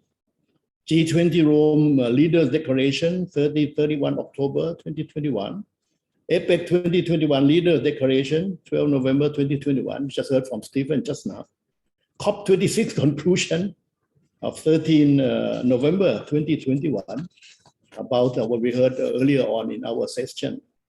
So based on the above, I think Asia Pacific economies will be faced with the problems of adjustments, both to the new economic problems and fundamentals, and to the incidences reflecting US-China rivalry. So what do we do? Our business people in Asia Pacific, ourselves as well, we'll be facing with the following challenges. This is the reality of life. Uncertainty concerning pandemic administration and protocols. Sometimes yes, sometimes no, sometimes quarantine, sometimes no quarantine, sometimes less quarantine, and so on. Having to be ready for operation adjustment. So agility for us needed even more. We need agility. Second, higher interest rate and lower liquidity due to QE easing by the US Fed and later by EU Central Bank. We will be faced with the new higher interest rate, definitely. Next, the higher cost of production due to higher cost of energy and raw materials. and transportation costs. There will be adjustment in the existing supply chain, which has already begun. Next one is that while cost of production will be higher, the recovery of demand will not be as much as expected. Then the next one, very interesting development. Decentralized finance will grow as an alternative to fiat money and regulated securities. Businesses that can utilize and manage the risk involving digital finance and assets will benefit from this new finance paradigm, kind of new non-tangible asset that we hear about. The new economics is about the combination of physical asset and digital finance, and sometimes even not physical asset, tangible, non-tangible asset and digital finance. This so-called DeFi, decentralized finance, is in addition to the ongoing digitalization of business in general. And the one that is of most interest to me lately is the US-China rivalry, will make business management in Asia Pacific more complicated. Besides their individual reactions, it's also about how the countries inside and outside Asia Pacific take a stand and react to their actions on the rivalry. ASEAN is likely to try to take a neutral stand, at least officially, and I can tell you that it's very difficult. I think today we're having ASEAN-China meeting. It's another one focus. So with this reflection and prediction, Thailand APEC 2022 priorities are officially already announced. Number one, open to all opportunities. It's to follow what New Zealand, APEC. Try to keep the thing open by facilitating trade and investment. Next, connect. We use the word connect. Connect in all dimensions, emphasizing reconnecting the region, resilient supply chain and all that, very much following the New Zealand conclusion, emphasizing or encouraging the CPTPP, RCEP, and so on. And finally, balance. We think this is very critical. How do we balance all these changes? Balance in all aspects by promoting inclusive and sustainable growth. We just heard today a lot about this COP26 and how do we balance this? How do we balance the problem about having people having access to affordable energy and at the same time having to meet the so-called carbon neutral, which has the carbon premium. And we heard this morning, Mozaharul explained to us, how do we balance this thing? So these will be the challenges facing all of our business people in Asia Pacific. And we'll be discussing this at the Thailand APEC 2022 next year. We would like to invite all of you to join next year. Thank you, Andrew. Narongchai, a wonderful run through. Thank you very much. And you can see the continuity from APEC New Zealand 2021.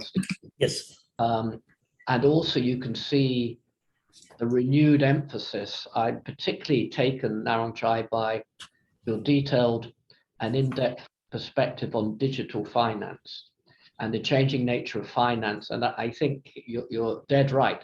This can shape trade patterns. It's relevant to SMEs, big government, big corporations.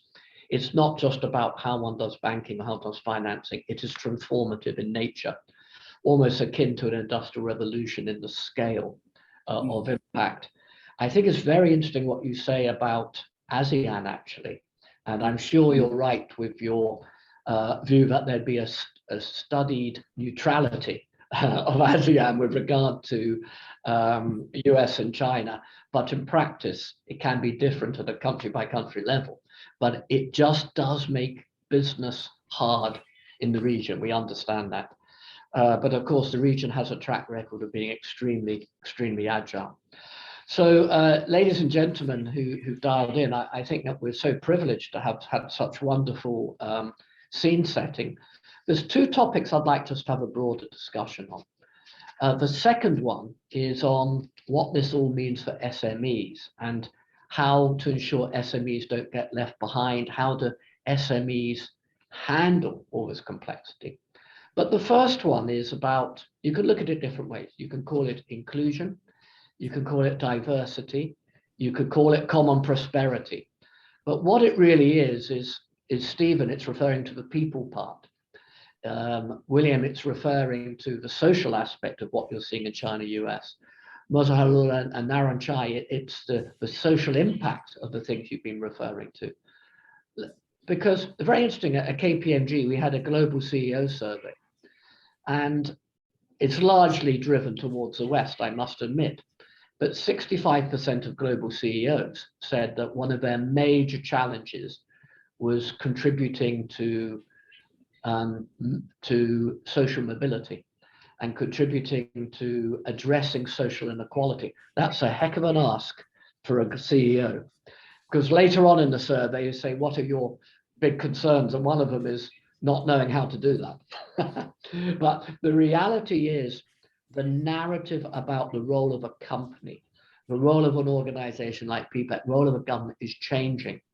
Narongchai, you talk about balanced growth. I think this is key. How to make everybody feel part of it. And maybe I could just ask each of you to reflect in turn on what you've been talking about and your expertise and what it means for society, equality and inclusion. Maybe Mozaharul, I can ask you to kick off on this. Thank you, Andrew. Let me begin on the SME. And if I look into in the context of climate change, in my view, it may not be the issue of the greenhouse gases emission, but it is more on the vulnerability that the small and the medium entrepreneurs is going to actually face in the context of their absorption capacity and the amount of the resources that they actually have running their small business. So any adverse impact that will arise from climate change, I think the impact is going to be much more on the SME than the business entrepreneurship. So I think this is where we need to also think about building their resilience as in a small and the medium entrepreneurship so that they can still continue and contribute to the economy.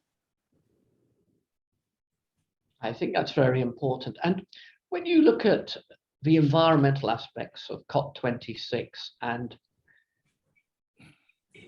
the social aspect, particularly, for example, we talk about the coal situation where livelihoods depend. What's your take on the employment aspects and the social aspect and the equality aspects of the various environmental initiatives which are coming? If we look into not only the Paris Agreement or the Glasgow, the Climate Pact, from the very beginning, I think if we even go back to the convention, the equity aspect is basically included as a part of the principle. Not only talking about the common but differentiated responsibilities and the respective capabilities, but equity is also appeared in the convention. Now, if we look into the Glasgow, the Climate Pact, it also expanded that equity. It's talk about not only the gender equality, it is a human right aspect, inclusion of the marginalized community. All those aspects has been actually unpacked in the Glasgow Climate Pact. So we see that is actually now appearing stronger and stronger, including the word human rights is appearing in those discussions. So I think in that context, it is getting more attention to the policymakers that it is not only talking about the inclusion, but we also need to include that in our decision making. I think you're absolutely spot on. In the world I operate in, climate has been taken out of ESG into a standalone issue. And I think with new reporting standards coming in from IASB and the Sustainability Board, the destination is climate risk is akin to finance risk, which then brings all the disclosure obligations, et cetera, et cetera. You get back to ESG, the governance argument's being pushed very, very hard, but it's the S, which organizations and I think countries are struggling with. It's the social part of the ESG. On that, Bill, I know when we discussed before the common prosperity drive in China, the use of some of the Belt and Road and GBA initiatives, and of course the whole US-China thing, the social aspect and the equality aspect, a lot comes back to how national governments apply their national policies, really. But what's your take on this? Yeah, let me offer some observations, Andrew, both from a US perspective and from my experience in China, a Chinese perspective as well, if I can allow myself that. First, from a US perspective, there's been a lot of debate over the years about the reasons for the loss in manufacturing jobs in the United States. And I think that, a solid majority of economists will tell you today that the main explanatory variable for the loss of manufacturing jobs in the United States over the past generation has been productivity growth. It has not been outsourcing, et cetera, right? So on the one hand, I think we kind of all agree about that basic fact. Having said that, there are serious economists who are completely apolitical or not partisan in their views, who nonetheless argue that the specific liberalization with respect of trade with respect to China through the WTO accession and China's economic policies have had a statistically significant impact on the destruction of manufacturing jobs in the United States. Most importantly, for reasons connected with the fact that, for example, that manufacturing jobs tend to be concentrated in small regional areas, meaning that entire towns or entire regions are dependent upon a company or companies. Secondly, the loss of manufacturing jobs tends to be very focused on very, very specific demographics with respect to gender, with respect to ethnicity, and with respect to educational levels, meaning that certain demographics in the United States have been in a exceptional and extraordinary manner been negatively affected by trade liberalization and by the development of US and China economic relations. That in turn has had political ramifications in the United States. I just throw that out there as an observation. And so that not only influenced, for example, the emergence of Donald Trump and his message to working class to certain types of working class American voters, that continues to drive the Biden administration's policy, international economic policies.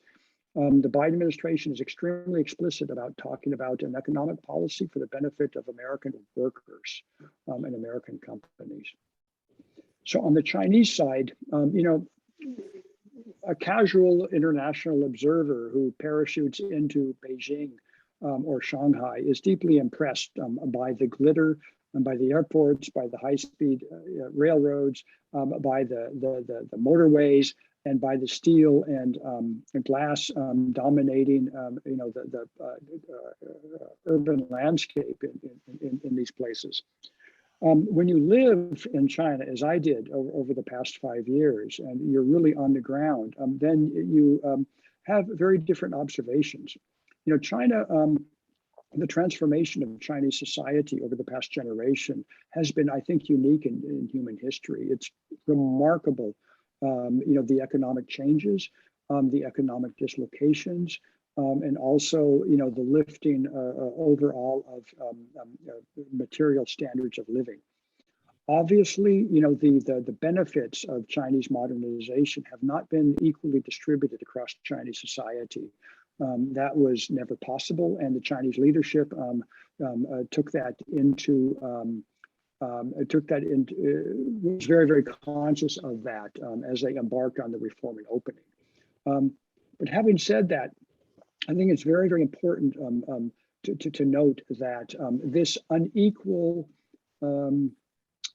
this unequal distribution of the fruits and benefits of modernization is a key, if not the key, social issue in China today. It was very obvious when I was living on the ground in China that the increasing social inequality, the increasingly very crass and observable rich-poor divide was a deep and broadly shared concern across Chinese society. The Communist Party itself acknowledged and recognized this. In the last party Congress in 2017, the party leadership announced that there is a new central contradiction in Chinese society. And let me quote it, I've dug it up here. The Communist Party said, what we now face is the contradiction between unbalanced and inadequate development and the people's ever-growing needs for a better life. So this really matters in the Chinese context. This is incredibly important. They talked about, the party leadership talked about unbalanced and inadequate development. So inadequate development, the party over the past 5 years has addressed that in its campaign to eradicate extreme poverty. And the unbalanced development is a recognition that the rich-poor divide in China is unacceptable. So I mentioned all of that, Andrew, as a backdrop, just to emphasize that what you are seeing in this so-called common prosperity drive should not be a surprise to anybody, right? That the unequal distribution of benefits from Chinese modernization is a core political issue in China, and that the Communist Party, for better or worse, is determined to address this unbalanced distribution of the fruits and benefits modernism. Is ultimately the background to many of the measures that you've seen, particularly in the last half year or so, towards the private sector in China. I think that it is, of course, many of these measures that have been taken could be explained through, antitrust and competitive points of view, but frankly, it is a political background, I think, that is ultimately driving these policies. I think that moving forward, we will continue to expect that the Chinese leadership is very determined to address and manage the unbalanced development, and that you will continue to see redistribution efforts. You will continue to see an expectation that the private sector, in not only the Chinese private sector, but also the international private sector present in China, will have to be cognizant of this political imperative, and will have to do its part, however defined, to ensure that economic development and the fruits of economic development are more equitably distributed, again, however defined, within Chinese society. Yes, thank you, Bill. I think what we're seeing, being based in Hong Kong, is there is an international ramification of what you just described. It cannot just be seen as a domestic implication. The fairly blunt measures being taken in, let's say, the real estate sector or with regard to private enterprise do have a knock-on effect on trade. Yes. It does have a knock-on effect in the region. So I think your points are very well made. But these national policies to address inequality are very, very relevant to our debate. And maybe just as we wrap up, I can move on to Stephen and then Narongchai. Just Stephen, just obviously being based in New Zealand, and New Zealand is an exemplar in championing inclusion and equality. What's your take on where we are on this? And having heard all the discussions today, the way forward on inclusion, I'm particularly intrigued, as I mentioned before, about the encouragement of the indigenous populations in different countries in APEC. Yes, thank you for that, and thank you for the stimulating conversation today. I mean, I think that, let me just say firstly, that there has been, in more recent times, kind of crisis of competence around, economic policy making generally, whether in, in all our economies, and New Zealand is no outlier in that particular thing. We do have populations in our economy saying we want in, that we've been left outside. We need to be brought in, and I think that's what we're all trying to work towards. In New Zealand's case, of course, we have our own particular circumstances. We have our own history. We have a history of marginalisation of our Indigenous people. We have their progressive, rejuvenation, I suppose you could call it, so that today the Maori people are actually significant holders of assets as a result of treaty claims that have been settled, and are now players in the domestic economy. The Maori economy in New Zealand's $50 billion worth. I mean, that's a significant portion present across all our major, industries, and it makes the dynamics a little more different, in our own economy. We realise that. When we brought together that group of Indigenous business leaders, it was interesting to see what they said. We actually developed a statement of priorities, which is attached to the APEC report to leaders, which sets out their views about what they wanted. And just very, very briefly, they wanted to be in on the conversation, first of all, and not to be forgotten. They wanted to have access to programs to stimulate business growth so that their businesses could be part of the solution and not just on the outside looking in. They wanted better infrastructure in their communities, many of which are in regions and not close to capital cities or economic centres. They wanted more data about their situation, but they also wanted a lot of attention about the way that data is collected and stored. And they wanted to make sure that they benefited from this growth in international trade agreements. So I'm not sure where all that's going to lead, other than there's going to be an ongoing conversation, an ongoing sharing of ideas, which is what APEC is ideally placed to do. Because I know the trade negotiator in me says, APEC, just as when it gets interesting, they have to drop the ball because it's voluntary and non-binding. But in fact, in the current context, that's actually quite liberating for economies. What we want to see is more economies coming to the table and discussing these sorts of things, whether in relation to the inclusion of Indigenous people or more generally. There's been a big feature this year on the ongoing structural reform of our economies. And Bill, just listening to you speak, and I'd love to pursue this conversation with you. All of our economies, have suffered from similar forces, but somehow we need to find the way to actually find it. We need to find the means to get ourselves out of those problems. That doesn't. We're not excused from trying to do. Not that you were saying that. I'm just saying we're not excused from trying to find those solutions in those communities that you described. So I think more sharing, more engagement, more cooperation. I think we're going to see that picking up in the future.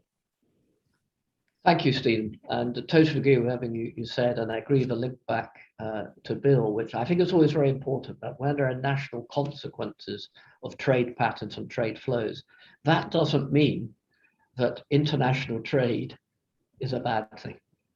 And it's two separate things. It is the domestic, Bill and I were talking about before, the domestic ramifications in national economies of the changes which are brought to bear through globalization and trade have got to be seen separate from trade itself, which I think we all agree is largely a force for good.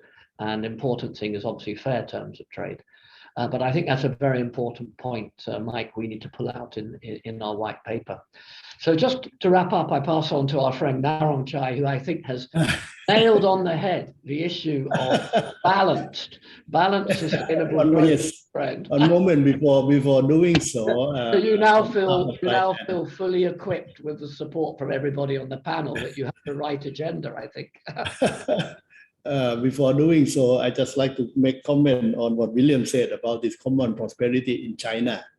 The way I look at it, I think this is, I call it social capitalism. Yes. And I think this is here to stay. And I think part of this, evidence is that the president will stay on longer to make sure that the social capitalism is going to be the model for China economy.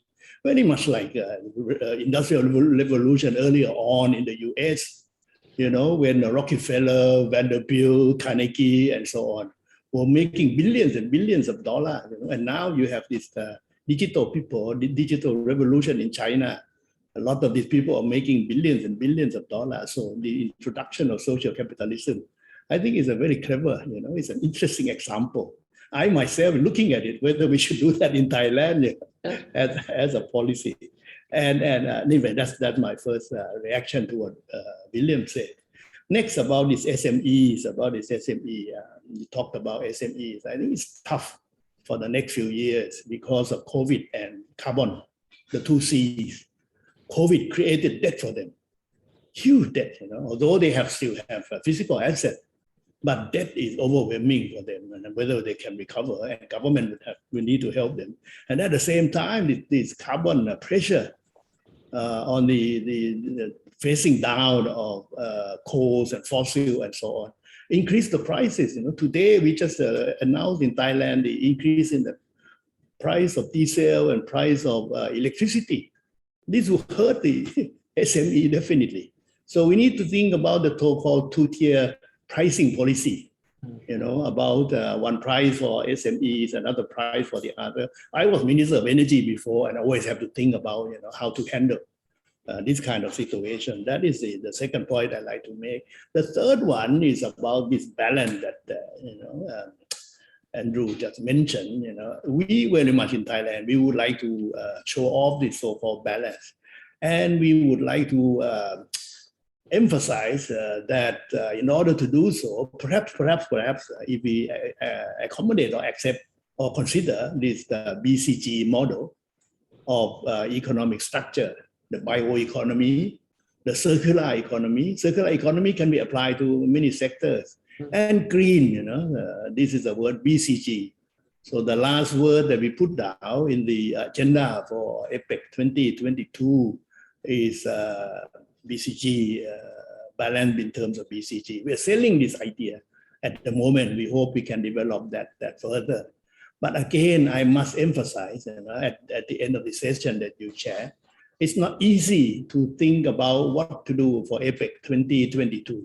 That would attract the interest of the members, because it's not like before. You know, I was been involved with APEC from the very beginning. At that time, US was so friendly to APEC, and others were very friendly with US approach to APEC. And now we don't know, you know, with this US-China rivalry, as William Bill explained earlier, it's very difficult, you know, to think about interest of the members. And Stephen did not tell us that in New Zealand, there was no announcement about APEC 2023. I do not know why, you know. We thought there would be a US hosting APEC 2023, and our tradition is that we would make that announcement.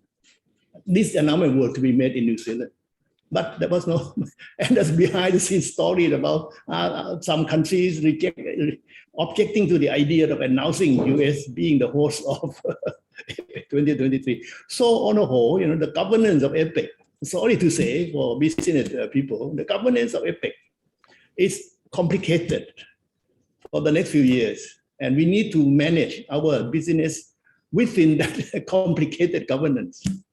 Thank you. Thank you, Narongchai. I think the best way for a successful 2023 APEC is the great leadership you will bring from APEC Thailand 2022. Just have to carry on. And carry on. Dear colleagues, thank you very much. A very stimulating dialogue. Some very interesting takeaways from here. I think, particularly your last comment there, Narongchai, just shows, unless organizations like ourselves and others and everybody on the panel and Natalie and Rob and others unless people like us keep pushing, the risk is always that collaboration and regional developments and regional initiatives can fall by the wayside. So I think Mike in our white paper started this really is a call to arms of never before, as I said in the opening remarks, has it been so important for organizations like PBEC and PECC? I think another big takeaway is broad alignment of all the COP26, APEC, G20 and others, that the time for change is very, very clear. The direction of travel of the change is very, very clear. I suppose you could say the rest is detail. But I think two very, very important points coming from our discussion is how SMEs navigate through this and how policy measures and organizations like PBEC can support SMEs. But above all, the social angle of the people part of the agenda is very, very important. And in particular, in a world where inequality is becoming more stark, how trade and business can work in a way that is inclusive, and to use Narongchai's wonderful description, be balanced. So on that positive note, I'd like to just call to an end this dialogue and encourage people to look forward to the second dialogue, which is the future of APAC living, empowering it. And of course, cities and smart cities is such an important part of the development in the region. And Cynthia Chow of the Smart City team at KPMG will be chairing that panel. I encourage everybody to enjoy that. But Mozaharul, thank you so much, my friend. Bill, thank you so much. Thank you. Narongchai, Thank you very much. Stephen, thank you so much. Thank you. Okay, And thank you. On behalf all of of you. me, as chairman of PBEC and running KPMG as regional senior partner, I want to say what a privilege to chair such a wonderful panel today. And I wish everybody a good week and a successful time ahead. Thank you very much. Good. Thank you. Thank you, Andrew. Thank you all. Thank you. Stay safe. Keep well. Thank you. Stay safe.